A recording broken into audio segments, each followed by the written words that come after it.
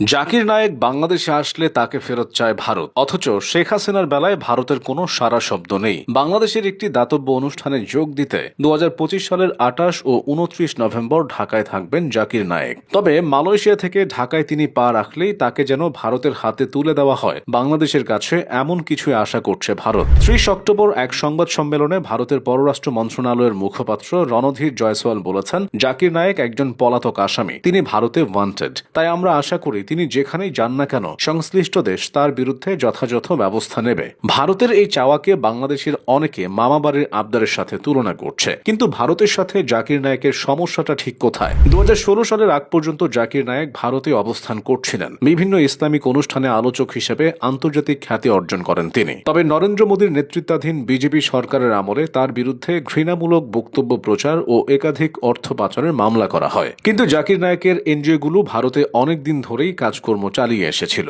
মোদী সরকার আগে সেসব নিয়ে মাথা ঘামায়নি। মূলত জাকির নায়েকের বিরুদ্ধে ব্যবস্থা নেওয়ার ক্ষেত্রে বাংলাদেশের তৎকালীন আওয়ামী লীগ সরকারের একটা ভূমিকা রয়েছে বলে সংবাদ মাধ্যমে শোনা যায়। 2016 সালে গুলশানে হোলি আর্টিজান কাণ্ডে জাকির নায়েকের পরোক্ষ প্রভাব রয়েছে বলে সন্দেহ করা হয়েছিল। তখন বাংলাদেশের মন্ত্রী এবং উচ্চ পদস্থ কর্মকর্তারা দিল্লি গিয়ে মোদী সরকারকে সে বিষয়ে অবহিত করেছিলেন এবং জাকির নায়েক ও তার এনজিওগুলোর বিরুদ্ধে কড়া ব্যবস্থা নেবার জন্য অনুরোধ জানিয়েছিলেন। এরপর ভারতে জাকির নায়েকের উপর অনুসন্ধান চালানো হয় এবং পিস টিভির সম্প্রচার বন্ধ করে দেওয়া হয়। নিষিদ্ধ করা হয় তার প্রতিষ্ঠিত ইসলামিক রিসার্চ ফাউন্ডেশন। এছাড়া সিল করে দেওয়া হয় ইসলামিক ইন্টারন্যাশনাল স্কুল। ফ্রিজ করে দেওয়া হয় জাকির নায়েকের নিজস্ব এবং অন্য সব এনজিওর ব্যাংক অ্যাকাউন্ট। বন্ধ করে দেওয়া হয় ইসলামিক রিসার্চ ফাউন্ডেশনের ওয়েবসাইট এবং অনলাইন পরিষেবা। জাকির নায়েকের বিরুদ্ধে অভিযোগের তথ্য প্রমাণ সংগ্রহের উদ্দেশ্যে তার বাসভবন এবং 10টি এনজিওর কার্যালয়ে তল্লাশি চালিয়ে computer, laptop, CD, DVD, mobile phone, ফাইলপত্র ইত্যাদি বাজেয়াপ্ত করা হয়।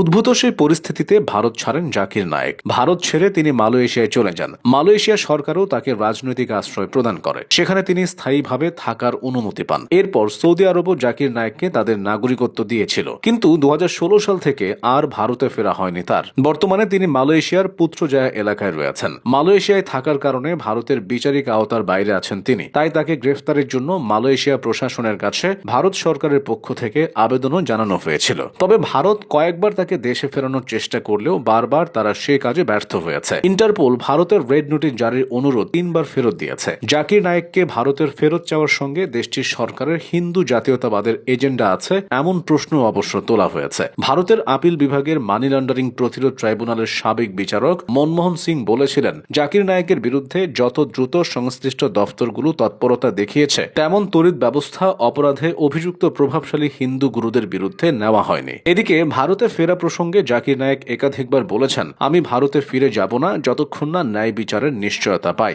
জাকির নায়েকের মতো তার পিস টিভি নিয়ে বাংলাদেশের মানুষের ব্যাপক আগ্রহ রয়েছে। তবে আওয়ামী লীগের আমলে বন্ধ করা পিস টিভি এখনো চালু হয়নি। অবশ্য 2024 সালের পর সে সম্ভাবনা তৈরি হয়েছে। তার উপর আরোপিত নিষেধাজ্ঞা শিথিল করা হয়েছে। বাংলাদেশে জাকির নায়েকের আগমনের মাধ্যমে পিস টিভি নিয়ে আরো সুখবর আসতে পারে। জাকির নায়েক অতীতে কখনোই বাংলাদেশে আসেননি, তাই ভারত তাকে ফেরত চাইলেও বাংলাদেশের অনেকেই চাইছেন জাকির নায়েককে রাষ্ট্রীয় মর্যাদায় অতিথি করা হোক।